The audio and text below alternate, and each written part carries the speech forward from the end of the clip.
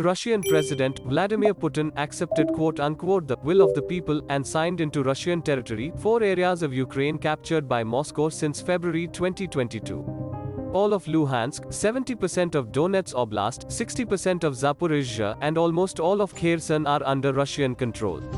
Most of the population in these regions are ethnic Russian and have complained for decades about persecution by Kyiv. A 90,000 square kilometers, equivalent to Hungary or Portugal, accounting for about 15% of Ukraine, has voted to join Russia. Ukraine and its Western allies have denounced the move promptly and labeled this election a sham. With this decree accepting the accession of the 4 areas, Moscow has declared these to be Russian territory.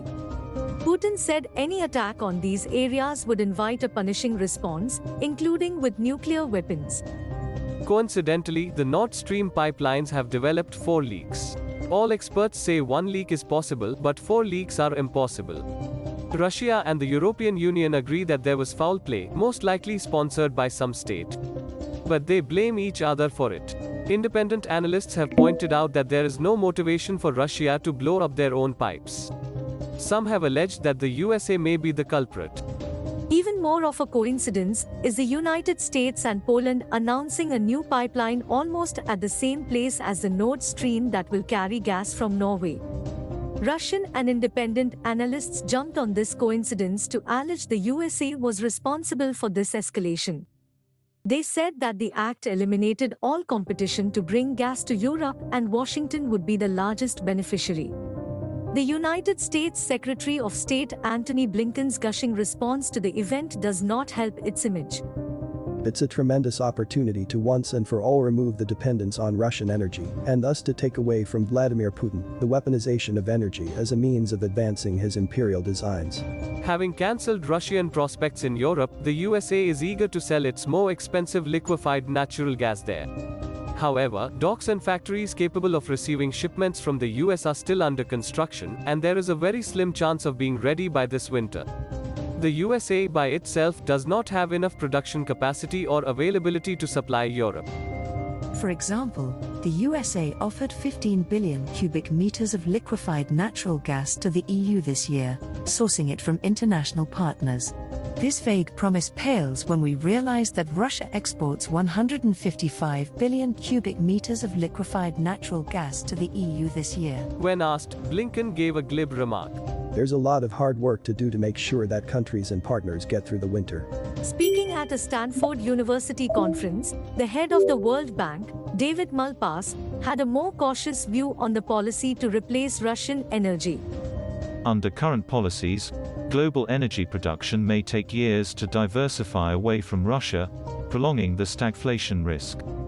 Days before these explosions, protesters filled the streets of Germany, agitating against the deindustrialization of the country. Facing a very harsh winter without energy to heat their homes, offices, and factories, Germans have been stocking up on firewood, cutting down multitudes of trees. Food shortages also range high on people's minds.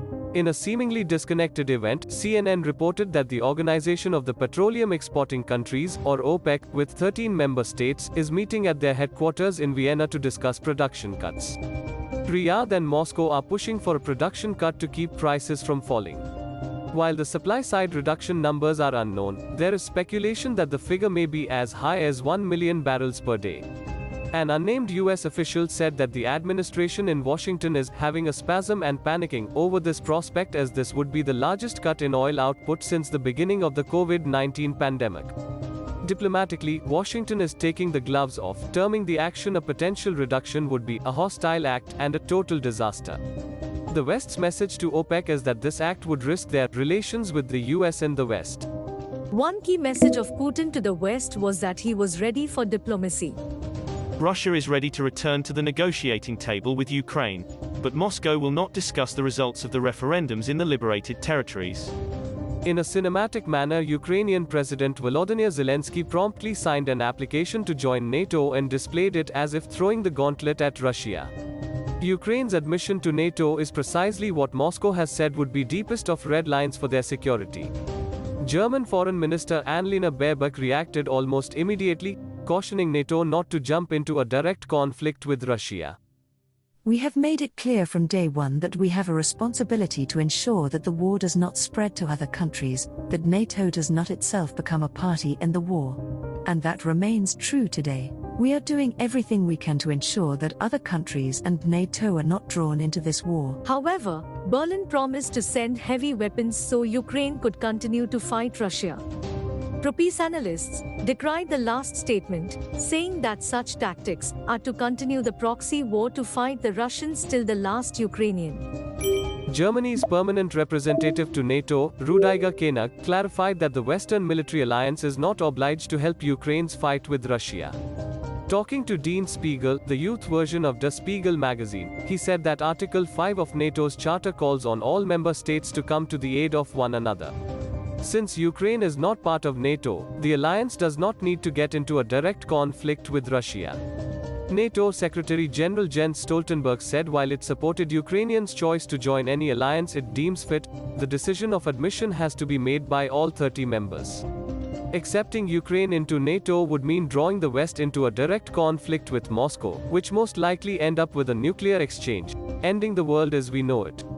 Even the US seemed hesitant to admit Ukraine at this juncture, and Biden's national security advisor Jake Sullivan articulated their view. Right now, our view is that the best way for us to support Ukraine is through practical, on-the-ground support in Ukraine, and that the process in Brussels should be taken up at a different time. Among all these developments, Zelensky vowed never to talk to Putin. We are ready for a dialogue with Russia, but with another president of Russia. The defiant mood seems to be across all Ukrainian officials. Ukrainian ambassador to Washington, Oksana Markarova, asserted that Kyiv's promise not to use American weapons on Russia applied only to the high-mobility artillery rocket systems or HIMARS. She also stated that her country does not consider Crimea Russian territory, so it believes it natural to use any and all weapons on Crimea. Russia criticizes the West for supplying these advanced weapons that further the conflict and risks escalation of direct conflict between Russia and NATO. If you like this content, please press the like button and share it with your family and friends. Please consider subscribing to this channel. It is free. Press the bell icon to receive notifications about new content.